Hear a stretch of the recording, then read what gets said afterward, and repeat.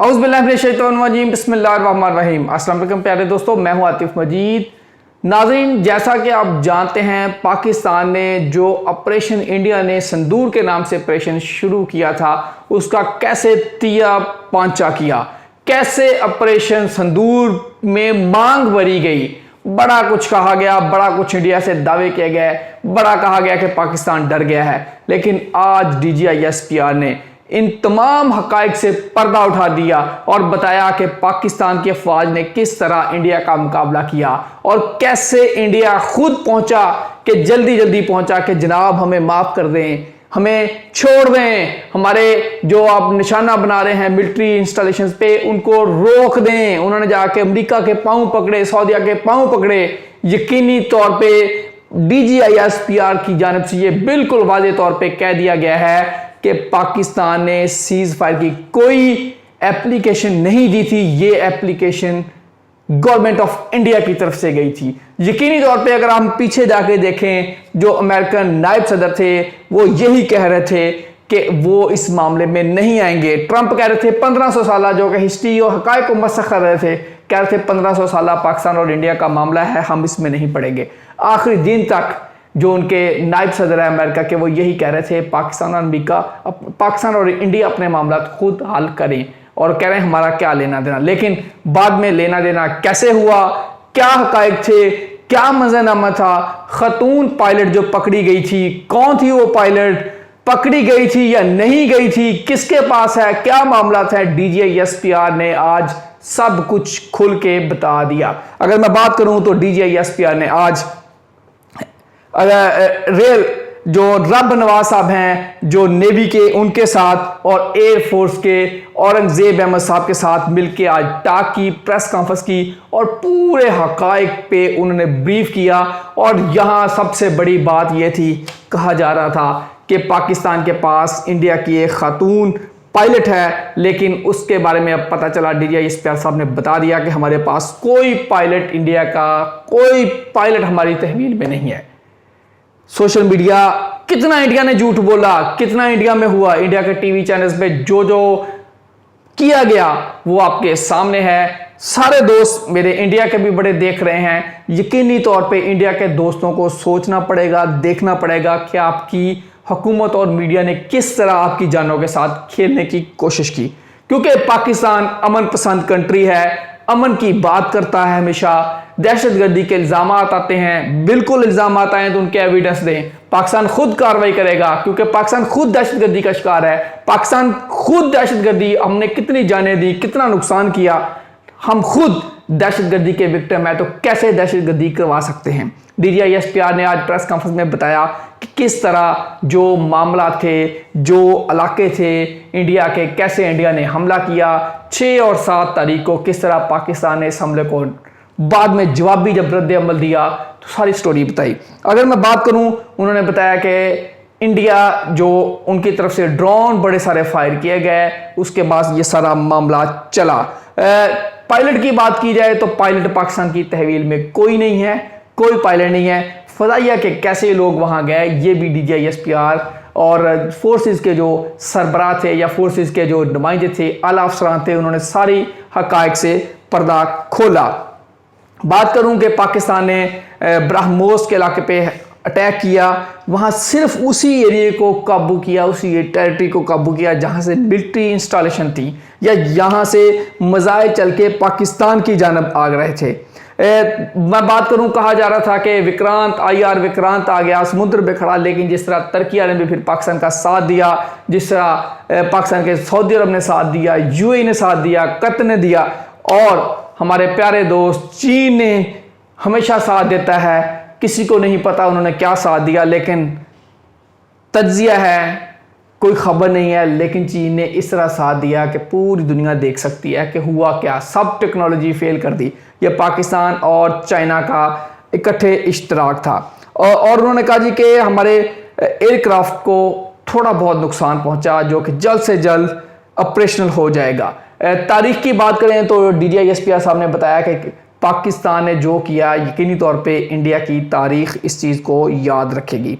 और उन्होंने ये भी कहा, बाद में भी आप देख रहे हैं, कहा जा रहा है ड्रोन चल रहे हैं, सीज फायर ख़त्म हो रहा है, DGIFTR ने पाकिस्तान फौज के पाक फौज के तर्जमान ने यह बात की है कि हम सीज़ फायर पे कायम हैं और जो कमिटमेंट और जो वादे किए हैं अपनी ज़बान पे बिल्कुल कायम खड़े हैं। इंडिया की जानब से सीज़ फायर की वायलेशन की जाएगी तो की जाएगी, हमारी जानब से 0% वायलेशन होगी, लेकिन हम तैयार हैं, हम हर वक्त तैयार हैं। अगर कोई कहता है कि दोबारा सीज़ फायर को ख़त्म करके आ जाएंगे तो जिस तरह का अमल होगा रद्द अमल डेफिनेटली पाकिस्तान की जानब से रद्द अमल दिया जाएगा।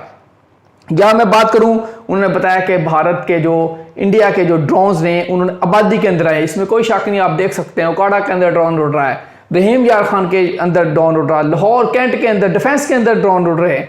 यकीनी तौर पे ये चीज़ें भावलपुर में वाक़या हुआ है, अहमदपुर शर्किया में वाक़या हुआ, ये ड्रोन्स किस तरह पाकिस्तान की खिलाफ वर्जी करके हदूद में आए हैं और जिस तरह फिर गिराया है आपके सामने है। और फिर पाक फौज ने गिराना था डेफिनेटली और उनको गिराया भी गया।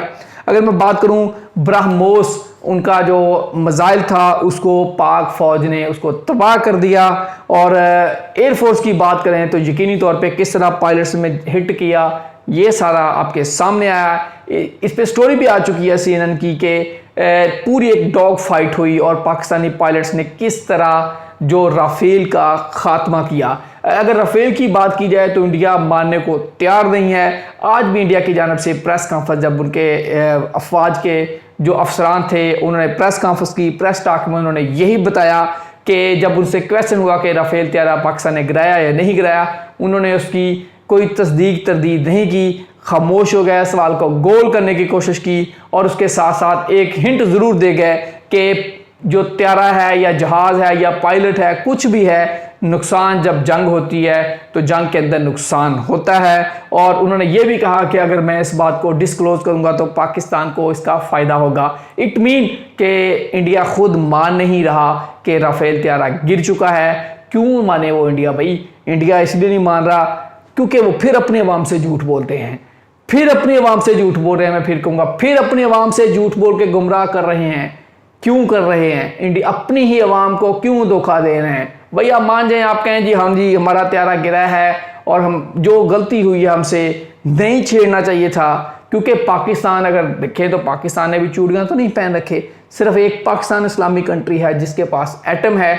हम एक जिम्मेदार शहरी हैं, ऐसा नहीं कि हम एटम चला देंगे। उससे पहले एक ऐसी लेटेस्ट टेक्नोलॉजी हमारे पास आ चुकी है यकीनी तौर पे जिसने इंडिया की दौड़ें लगवाई हैं। अब अगर मैं बात करूं मोदी जी की, तो मोदी जी यकीनन उनके लिए मुश्किलात पैदा होंगी। कांग्रेस ने कहा जी आप पहलगाम और ये सारा मामला, इस सारे मामले पे ज्वाइंट ऑपरेशन करें, ज्वाइंट सेशन बुलाया जाए पार्लियामेंट का। उन्होंने कांग्रेस की जानब से ये भी कहा कि हम किस तरह एक अनपढ़ और बेवकूफ़ शख्स के पीछे लग गए, कैसे मोदी जी बेवकूफ़ और अनपढ़ की बात पे हमने यकीन कर लिया और यकीन करने के बाद हम आ गए हैं इस मामले में कि क्या पाकिस्तान पे हमले की इजाज़त दी जाए। लेकिन अब उन्होंने कहा है कि अब आप इस पे मोदी जी आपको ब्रीफ करना पड़ेगा आपके अपने लोगों को, क्योंकि सवालात उठेंगे। जब भी कामयाबी होती है, कहा जाता है जब कामयाबी होती है तो हर बंदा उसका बाप बनता है, लेकिन जब नाकामी का डोल होता है हमेशा किसी और के गले में ही पहनाया जाता है जो फ्रंटमैन हो। मोदी जी फ्रंटमैन से इसलिए उनके गले में पड़ गया। अब अगर बात करूं असल जो पायलट्स की बात थी, पायलट पाकिस्तानी फ़ौज की कस्टडी में कोई नहीं है। DGISPR ने बिल्कुल वाज़ेह कर दिया कि हमारे पास कोई पायलट नहीं है। और बार बार वो सिंह साहबा के बारे में कहा जा रहा था कि वो पायलट हैं, पाकिस्तान की कस्टडी में आ गई हैं, उनकी फुटेज भी कुछ आई थी। सोशल मीडिया में ऐसी फुटेज बेतहाशा आती हैं। अभी तक ये क्लू नहीं आया था कि हैं या नहीं है, लेकिन आज बिल्कुल कैटेगोरिकली बता दिया गया कि पायलट हमारी कस्टडी में कोई नहीं है। अगर मैं बात करूं नेवी की, कहा जा रहा था विक्रांत आ गया है, IR विक्रांत, और बड़ा लेस है, टर्किया ने फिर जिस तरह भेजा। लेकिन आज नेवी के अफसर ने बताया कि वो विक्रांत या जो भी उनके पास बेटा था, पाकिस्तान की जो हदूद है उससे 400 किलोमीटर बहुत दूर था, इतनी दूर था उसका मिसाइल भी नहीं पहुंच सकता था। लेकिन चूंकि पाक फौज, नेवी, एयरफोर्स सब तैयार बैठे थे, इसलिए उनको भागना पड़ा। आदमपुर पठानकोट की बात की जा रही है। पठानकोट के हमले तो आपको याद हो, बड़ा उस पर बात की जाए, बड़ा चर्चा हुई। पठानकोट के मामला पे अगर देखें तो कहा जा रहा है जी पठानकोट बहुत मजबूत एयरबेस थी और उधमपुर बहुत सरसा, बहुत मजबूत एयरबेस थी जिसको पाक फौज ने यकीनी तौर पे हिट किया और गए। असल जो बात है जो पाक फौज की, जो मेरे नज़दीक कामयाबी है, वो दो चीज़ों की है।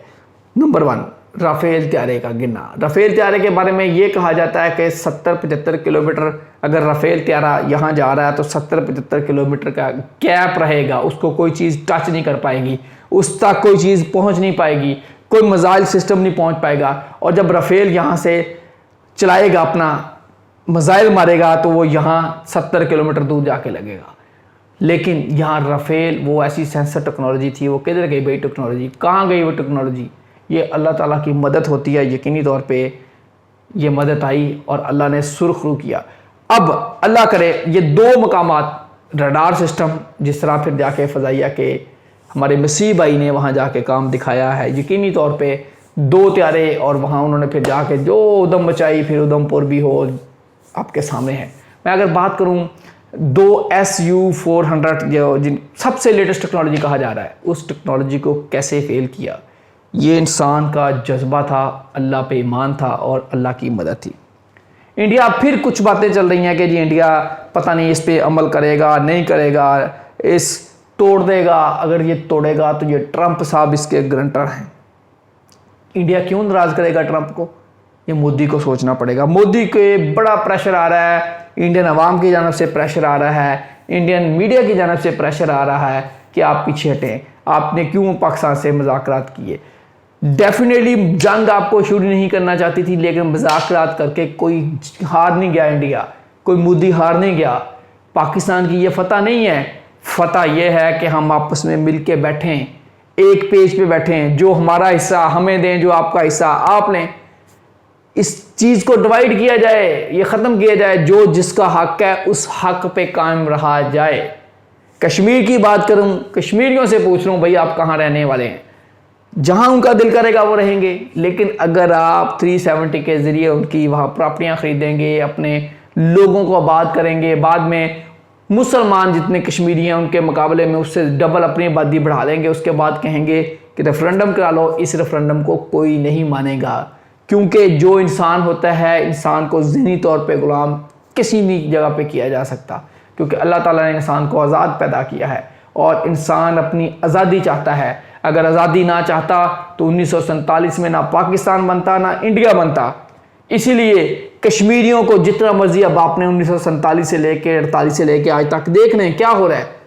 1948 में आपने जंग लड़ी कश्मीर पे, 65 में जंग लड़नी पड़ी, 71 में जंग लड़नी पड़ी, कारगिल लड़ना पड़ा, आज भी पाकिस्तान और इंडिया को जंग लड़नी पड़ी कश्मीर पे। वाई? क्यों?